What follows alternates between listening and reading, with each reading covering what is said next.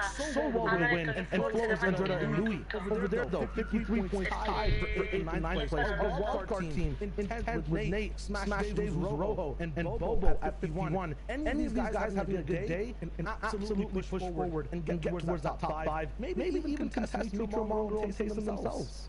Do you think that's going to happen? Because you know what? I hope that it does. I hope that we have a team that's currently from 5th all the way down to 15th, maybe even lower, that has this big pop-off day-to-day. Looking at this leaderboard now from 11th to 15th, there are plenty of names here who stick out of teams that can. Actually, you know what? Any one of these teams can. I think the two that are probably favorites would be Vale, I drop Stursix, who's currently in 11th, and then in 15th with Flick, Thomas, HG, and Nas. These guys have been popping off all the way through the qualifiers, all the way through the heat. And it's kind of a bit interesting to see them in that 11th, 15th place slot. So today, they're going to figure out what kind of went wrong yesterday, bring it back, and start climbing up the leaderboards. Oh, they've reviewed, they've warmed up, and now they're hungry to have an amazing day of 7 games. We'll see how it works. It'll be a long one, but I feel like it might be the best Fortnite we've watched so far. Oh yeah, man. 100%. No, all these fields are looking to bring it. I don't forget yesterday, because we have 7 today, we had a matchmaking issue in one of our games. We'll that one game over today. Please looking at 7 games total. This is that added game. I feel like it's going to make a pretty big dynamic change to what we see the line standing look like. Now did have CRs 5 total yesterday. Reset to a right at it. Let's talk about day number 1 in EU. It was Wolfie's CRR and Kinzel in game number 1 that made it close and personal all the way to the very end. Getting all the way to low ground, getting a win, and really showing everyone how much they've improved as teammates and as Fortnite players in this FNCS. And they actually struggled through the qualifiers a little bit, kind of only starting to catch steam at the end, and then really start to pick up. And you can see that steam carrying over into the grand finals with their current 6th place slot and picking up into the first victory of the day. And moving on to game 2 was Mitro, Mongrel, and Taysom. Now these guys are not shy to eliminations or a victory royale, and this is the first of their set 2 victory royales for the day. And speaking of 2 victory royales, we're just the number 2 in 2nd place, and Alex Janice and X-Squeeze, who is stuck on top with the individuals to get the game 3 victory royale. They did it back to back. They did it all, basically securing the win alive, making sure everything was perfect, and wrapped it up in such seamless fashion. That win by Alex, Janice, and X-Squeeze was actually 15 eliminations as well, which was the highest we saw out of day 1. So huge game coming in. But for game 4 was Blackie Robabs. Right in that end game, and we talked about this a little bit yesterday in our package, but this end game was focused all around pressure. Just these guys consistently pressure, and a beautiful shot by Lechi just to finish things off there. Yeah, she got a little bit of an alley-oop all the way from Blackie at the end of that game. But you were talking about 2 wins. Here's Mongrel, Mitro, and Taysom's second one. And it felt like it got even easier for them as the day went on. It did. You know, these guys popped off. Didn't get as many eliminations. Dai, Mongrello, facci sognare, facci vincere tutto, Sor, big money. So 9 a little bit less than, but given the consistency that they had throughout the day, a victory royale with 9 elims is still absolutely amazing. So that was kind of the first day for EU. A lot of action, some sprays, some team damage too. It was amazing, Z. Bro, it really was. I'm telling you, I could not be more excited. Everyone at party, everyone at home. It's going to be so much fun, and I can't wait to see the final results. Now, of course, speaking of those results, you guys actually made some predictions. Our casters and our analysts decided which team they thought would walk away with the FNCS champions. Sundown picked Loki, Men, and Nikos. Now, right now, these guys are in 5th place, but again, we've got another 7 games on deck. They can turn this around. Yeah, they can turn this around, and Clement is known to, because he's the only player on EU who has actually managed to qualify for every single FNCS. So the only one out of the entire region. So this team has the potential to do extremely well. We know they're consistent. And obviously, Floki and Nikos also both very, very consistent themselves.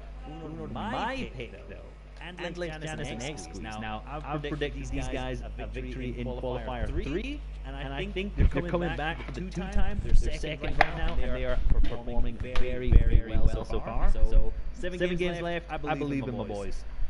Okay, I'm gonna drop some fun facts about every prediction. Once again, you mentioned Clement. I was gonna say maybe change the name to Cement or Cement in general because this guy just sticks in every FNCS no matter what. He is so rock solid when it comes to just being able to play these games all the way out towards the end. Reese, you're also one of the best predictors overall in the FNCS. Is always picking first place teams. So I feel like you have the strongest pick here. Sancho, Mongrel, Mitro, Tayson has the most strength right now in first place overall. So this man and this trio are looking so powerful after day number 1. I picked Anas and Thomas HD. These guys are having a little bit of rough times in day number 1, but Anas is touching about 43% of these guys' points throughout all the games. He's looking really good when he's playing. Maybe in day number 2, these guys learn up and then push forward, have a glorious day like we were talking about before, and end up in that top 5. Many of these trios have the possibility, the capability of turning everything around, right? Like we've seen Thomas clutch single by himself versus other entire trio games, right? In open rounds, any of these teams can literally take the leaderboard and put them on their head. That's why they're here. The top 1%, they made it to grand finals, and now it's about which team will take advantage of the day, which team will make that stamp and look to walk away the FNCS champions. Now, Fortnite fam, we're not the only ones that are here. We've got our casters that we'd like to introduce you to. So, Sundown, Sancho West, say hello to everyone at home. Thank you so much, Zeke, Shio, and Reese, and welcome, ladies and gentlemen, boys and girls, Jonesies, Bonesies, he's, theys, thems, and everyone in between. My name's Sundown. And I am Sancho West, and boy, oh boy, we are going to have some awesome action. And hello, Party Royale Island. It is so hyped to be in-game, and Sundown, I am so excited to get into it. Here we go. It is nighttime, Grand Finals, Day 2. Game 6. Let's see how it all unfolds, and the action will only get more crazier as we get to the final Game 12.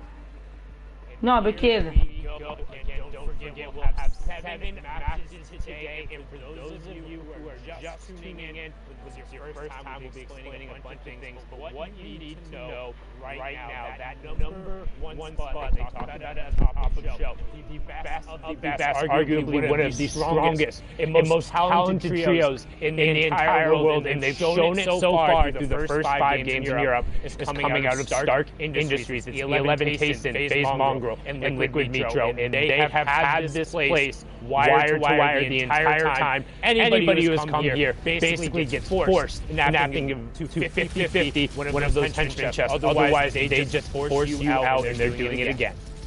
The only person that's literally contesting, and he has to, is Iron Man. And Iron Man is getting destroyed by the Thanos of the Fortnite world, and that is the big Brawl and Mongrel. And what's the most interesting thing is when I tuned into Mongrel's Twitch stream after this incredible day 1, he wasn't creative. Free building to stay sharp. That's the champion's mentality. There's no celebrating. They still know they have a job to do. Mission is not complete. And what was a really sweet moment, so to speak? I know that may be strange thing to say when we mentioned Mongrel, but a really sweet moment was that he was asking for a prayer from his community. He said, look, I'm performing at my best. My mates are performing at their best. I 100% believe that he will be the Fortnite champion at the end of the day, and that he will come out on top. That was a very touching moment to tune in to Mongrel stream. So this trio right here, everybody has their eyes on. Everybody in the Twitterverse, the Fortnite fam, was wondering how they would perform. And so far, Sundown, nobody's contesting them. So nobody's going to step up to the challenge to slow down this train.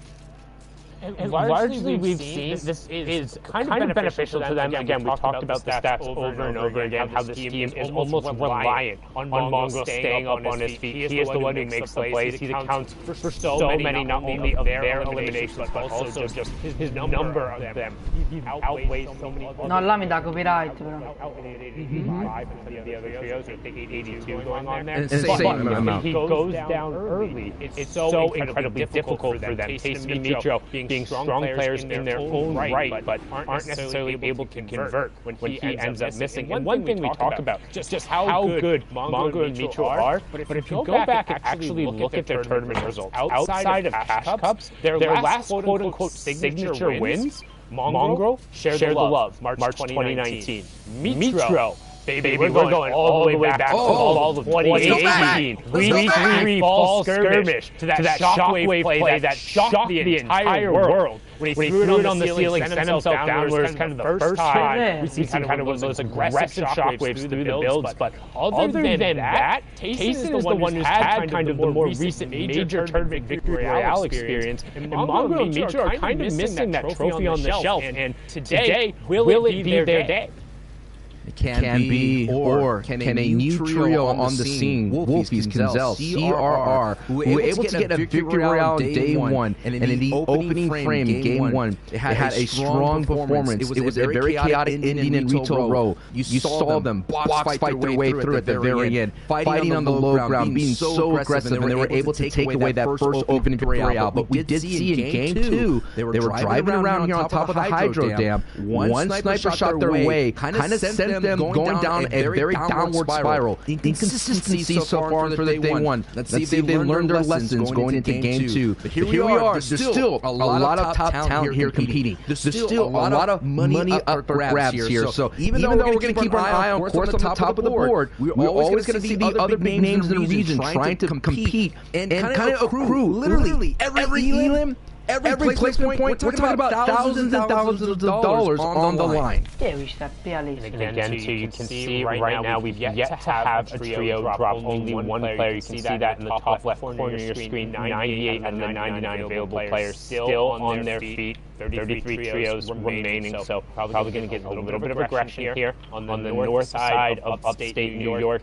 Saw plenty of this yesterday, but right now Chapek squeezing on. Alexa, you can see right away Shockwave coming out. Pablo Wingu trying to create a little bit of space here, but they're not going to give him even a moment to breathe. Second Shockwave being used from the Enterprise Gaming player. He's going to find Pablo there, shakedown as well, trying to identify where the other two teammates are, make sure they get the max damage, indicate the storm surge, and a good kick up there. That's not the first time that Pablo tried to kind of poke the bear there in a very strong trio. He did that as well in day one with Mongo's trio, and they paid the price. So it's so interesting as well to keep you up to date. And the feed, Mr. Savage's trio is getting a knock against that dual media trio as well. So that fight, that engagement, that in Doom's Domain is still popping off here. So we've been seeing, though, in different regions, Sundown, is that sometimes this Craigie Cliffs trio, as you see in Milan's trio, sometimes could push that fight and being wondering. I think what we're seeing here is this Elon trio is picking on the scavenger routes versus going against a power POI like Doom's Domain, like the NAE Zexros of the world. Which I think is the right decision. We talk about these scavenger routes. That's when you're not landing at one of the main places on the map, and you're just trying to get aggregate number of chests and whatever loot. Generally, you're also utilizing the fishing pools because there is a solid amount of weaponry that you can pull from there. We've seen the clips of people pulling those epic and legendary pump shotguns, as well as just key fish at the right moments. But being able to pick up 3 points there, each elimination being worth 1, and that will be our first trio going down on the day here in match number 6. Milan's trio was coming into 24th place, so on the bottom half of the board, they had about 23 points, had about 10 elims. Their average placement, though, is about 18 plus, so they're looking to turn that around. This is the only trio that right now, at the moment, is in striking distance. It's Giannis and X-Weez. This is also a very decorated trio. Zeke kind of mentioned that at the top of the show. Duos champion, a solo champion in Giannis as well. And Alex is that duos champion. X-Weez is the only one looking for that trophy to add to the mantle, and already Stir 6 getting fully confirmed in the Elam feed. That was another up-and-coming team. But I gotta say, that lead, yes, it's only 30 points, but that's a victory Reale plus 5 elims. It's gonna be very tough for Alex Giannis and X-Weez to kind of bridge that gap. Because all Mongo Mitro has to do, and Tayson, is just keep the pace. Get to in-game, don't kind of take any aggressive fights. Make sure they're standing on their feet to accrue those placement points. And that is why that lead difference can be very difficult. I know we've been talking about it, Sundown, is that, they're very inconsistent and they take some crazy fights. But I think they learned their lesson, and that's, I believe that Tayson is finally they're believing in what Tayson's leadership is, and Tayson's being a very super gorilla glue there and holding that trio together. Well, and it feels like all Mongo really